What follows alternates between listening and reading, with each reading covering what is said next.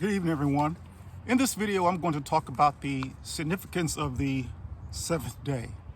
The seventh day, by the time it is concluded, will be an incredible day. One cannot even imagine what that day will be like. Now, I want to talk about something that gets lost in the discussion about the seventh day, and I'm not talking about a literal 24-hour day. This is something much greater. It was God who introduced the division of time called day, not a 24-hour day. God called the light day, and the darkness he called night. This is found at Genesis chapter 1, verse 4 and 5, and I'll put it below so you can read this for yourself. The Hebrews began their day in the evening after sunset and ended it the next day at sunset. Even though they began their day in the evening, they referred to it as morning. Do you know that no names were used by the Hebrews for the days of the week except one, the seventh day, called the Sabbath? They used numbers to identify the days of the week. Day 1, day 2, day 3, day 4, day 5, day 6. If one reads the creative account in Genesis chapter 1 and chapter 2, you will see there that God said, when we read on the first day, on the second day, on the third day, we don't see anything like Sunday, Monday, Tuesday, Wednesday, none of that. In fact, after each creative day, what did God say? God said, and the evening and the morning is that day. For example, the first day, the second day. But as for that seventh day, that Sabbath day, God has not yet said, and the evening and the morning is the seventh day. And there's a reason for that, and I'm going to talk about that in this video. It was the Romans who gave names to the days of the week that we know now, named after their Roman pagan gods: Mars, Mercury, Jupiter, Venus, Saturn, the sun, the moon. And later, 4 of those names were changed into Germanic equivalents of the Roman gods. In Genesis chapter 2, verse 1, we read that the heavens and the earth were completed. In what sense? That God created the heavens, not heaven, the heavens and the earth. In what sense? To prepare it so that life can be here, so that we can be here. See, this is our home. And the other life forms here: animals, birds, aquatic life. At Genesis chapter 2, verse 2, we're told that by the seventh day, God finished his work. Some Bible translations will say that God rested. Well, that doesn't mean that God is sleeping. It simply means that he has stopped creating. At that time, God was satisfied with everything that he has done. There was something thrown into the wheel that upset things. Hint, Adam's disobedience to God. Now, in Genesis chapter 2, verse 3, we're told that God blessed the seventh day. So the seventh day is a blessed day. Now, this is the seventh day that I want to talk about, not a literal 24-hour day. For those who believe that the Sabbath is a literal 24-hour day, then they've missed the big picture here. They don't get it. Jesus walked the earth more than 2,000 years ago. And back then, he said at Matthew chapter 12, verse 8, that he is the Lord of the Sabbath. Was Jesus referring to a literal 24-hour day? For those of you who know that account, some of the Jewish religious authorities were on Jesus' case for allowing his disciples to eat grain. Then Jesus goes on to use a parable referring to which one of you would leave his goat or sheep if it fell into a hole. Would you not get it out even on a literal Sabbath day? Jesus showed their hypocrisy, but Jesus also showed their lack of understanding and in seeing the bigger picture, as the majority do today. But Jesus said that he is the Lord of the Sabbath day. What day is Jesus referring to? The day that we're in right now. That God did not say, and the evening and the morning is the seventh day, that he hasn't said that yet, means that we are still in that Sabbath day. Day should be understood in the sense of in my grandfather's day, or in the day of the horse and buggy, or back in the day, not a literal 24-hour day. Each day that you and I wake up, we are in that seventh day. We're in that time period. Each creative day spanned many thousands of years. Yes, Let's say, for example, the first creative day, the first day, that was not a literal 24-hour day. I've heard people who would say, yes, it was. Well, why would that doesn't make sense. There was no man at that time created to be counting hours, minutes, and seconds. It's on God's timetable. It's his day. So each creative day spanned many thousands of years. So the first creative day spanned many thousands of years. The second creative day, many thousands of years. We don't know for sure. I don't think anyone knows for sure except for God himself. Now, Jesus also said at John chapter 4, verse 34, that my food is to do the will of him who sent me and to finish his work. Now recall that God rested by the seventh day. That the seventh day is unfinished. Who do you think is going to finish the seventh day? The Lord of the Sabbath, Christ himself. He's going to finish God's work. Christ will see the completion of the seventh day. Now here's the problem. Why is the seventh day uncompleted? Because we are not completed. We are imperfect. We're flawed. If Adam was not disobedient to God and had not eaten the fruit that God forbade him to eat, the seventh day would have been completed. Adam would not have died, and we would not have the curse of death upon us either. But that Adam was disobedient to God, something had to be done. The seventh day could not be completed. You see, we know that God's kingdom is coming down. Christ taught us to pray for that in Matthew chapter 6. But God's kingdom is a perfect kingdom. But down here where we live, we're imperfect. There is no way that something perfect coming down out of heaven can occupy imperfection. What's involved in the completion of the seventh day? Many, many, many things. Number one, the installation of Christ as earth's king by his Father. In other words, his Father will give him his promised kingdom of 1,000 years over the earth. Not on earth. Christ will never come back to the earth. But he will be a king over the earth. His throne will be in heaven, but his authority and rulership will be over the earth. Christ's kingdom is a definite kingdom. What does that mean? That means that it has a beginning and it has an end. It is not an indefinite kingdom that lasts forever. It only lasts for 1,000 years. The next thing that must happen is that all of the kingdoms of the world that we know today must go. They must be deleted. They must be destroyed.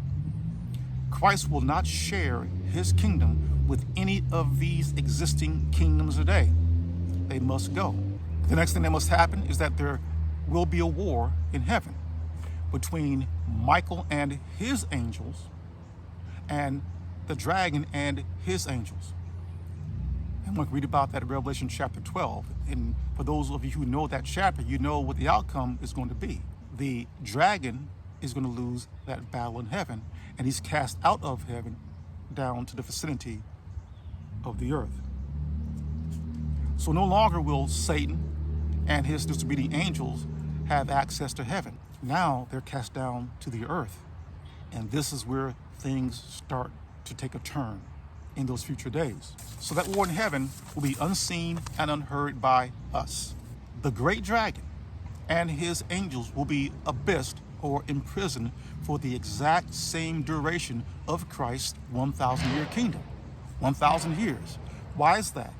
Because when Christ is administering his kingdom over the earth, the devil will not be able to interfere with that administration. So Christ can restore us back to our Creator unimpeded, without any interference or influence from Satan the devil. Then, during that 1,000-year kingdom of the earth by Christ, there will be the great and promised resurrection. All of the dead will hear his voice and come out from all periods of time. The earth will be teeming with people. That 1,000-year kingdom over the earth by Christ will be an educational effort in restoring us perfect to our Creator. The earth itself will be transformed into a veritable paradise. One cannot imagine the beauty that will exist down here on the earth. No pollution, no noise from cars and buses and trains and aircraft. That there'd be just a different thing. It'd be a different, something that we can't even imagine. And we can imagine a lot. If you watch those sci-fi movies, see, that's from someone's imagination. What's going to exist in the future on the earth in that paradise? And even after that, when God's kingdom comes down, one cannot even imagine what it's going to be like. Can you imagine during the resurrection, meeting Noah and Moses and David and all those persons, because they too will be resurrected, and we can talk to them and get a glimpse as to what it was like back in their time period when they lived on the earth. An incredible time period. The earth itself will give its full produce. Can you imagine a grape, for example, that big around, for example, bigger than a watermelon? It's just incredible. So the earth will be transformed into a paradise, the very same paradise that Jesus promised that condemned man on the day that he died, that he would be in. Recall that Luke chapter 23, Jesus promised this man paradise. Jesus says, "Truly I say to you today, you will be with me in paradise." Jesus did not say, "Truly I tell you today," like right now when you die, you'll be with me in paradise. See, someone displaced that comma. There's no way that man would have preceded Christ into heaven, into paradise, or into paradise on earth, because it had not come yet, and it still hasn't come yet. So what Jesus was telling that man is that, "Truly I tell you today, I'm telling you right now, one day you will be with me in paradise. I will remember you." Remember him in what sense? In the resurrection. Even Job spoke about God remembering him when he died. Remembering him in what sense? To be resurrected from the dead. When Christ's kingdom ends, when the 1,000 years are over, and this is written at Revelation chapter 20, verse 7 and 8, it's on the screen here, Satan will be released from his prison. What do you think he's going to see when he comes up out of the abyss? A paradise, a perfect human society restored to their creator. There is no mediator between man and God anymore. Christ will no longer be needed as a mediator because we'll be perfect, just like Adam was. In fact, it will be as if we're seeing a replay of what occurred back then in the Garden of Eden. Adam and Eve did not have a Messiah. They didn't have a Christ. They were perfect. So they could communicate and intercede with their creator one-to-one. That's how it's going to be after Christ's 1,000-year kingdom over the earth ends. We will be perfect, and we will be able to intercede one-to-one with our creator. This is what Satan the devil is going to see. And what will he do? Well, that's written there, Revelation chapter 20, verse 7 and 8. He's going to go out to deceive that perfect human society. If he was able to deceive the perfect woman, and then eventually Adam wasn't deceived, but he made a choice, he's going to be able to do that again with us in the future, because we'll be perfect. We will have a choice. But that's what it reads there at Revelation chapter 20, verse 7 and 8, that Satan will go out to the nations of the four corners of the earth, all directions, everyone, Gog and Magog, and he will deceive them. Then, during that time, when Satan's released from the abyss, what he brings up out of the abyss and establishes, and this is right there in Revelation chapter 13, he's going to establish a beastly throne. It's called the beast. It is a throne. And we're told there at Revelation chapter 13 that the dragon gives the beast his throne, his power, and his great authority. So this beast is a throne, and that beast will have an image. Now, I'm going to do another video on this, and I wrote an article about this if you want to check it out at eprophetic.com. But the image of the beast is not some statue. It's not some Nebuchadnezzar-type golden image. The image of the beast will be a handwritten document, like a constitution. It's going to contain 666 laws and regulations that the inhabitants of the earth in those future days must sign off on. That is worship.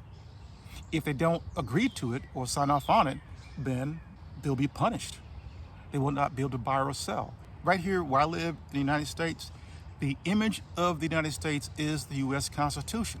It is a handwritten document by which all laws are created and by which all Americans are governed by. If an American does not sign off, that is, support or worship, you see, support and worship the same thing, or give their allegiance to that, then they will not be able to buy or sell. life here will be very difficult for those persons. They will not be able to get a job. They will not be able to feed themselves or do anything. See, that's what that is. We've got to think bigger, folks. Don't buy into these false narratives that are watered down, talking about the beast as some man, Antichrist, and 666 Antichrist. No, nothing like that at all. And the only way that you're going to know that is if you, the individual, go to your Father in prayer and ask Him for His wisdom, understanding, and knowledge. In fact, right there in Revelation chapter 13, we're told there that this is where wisdom and understanding comes in, to be able to determine or calculate the number of the beast. For it is a man's number, and its number, it says its number is 666. It's a man's number because it will be a man-made document, but it requires not our wisdom and understanding, but God's wisdom and understanding. That's the only way that you're going to come to understand that. In fact, it is the only way that you will come to understand the entire book of Revelation, or more accurately, the revelation from Jesus Christ that God gave him to show his slaves what must shortly take place. The book of Revelation should not be a part of this canon called the Bible. It should be separate from it. And that's how I read it. In my view, out of all the books in this canon called the Bible, the book of Revelation is the only one that identifies who its author is. And we know that for a certainty. Revelation chapter 1 verse 1 tells us, this is a revelation from Jesus Christ that God gave him.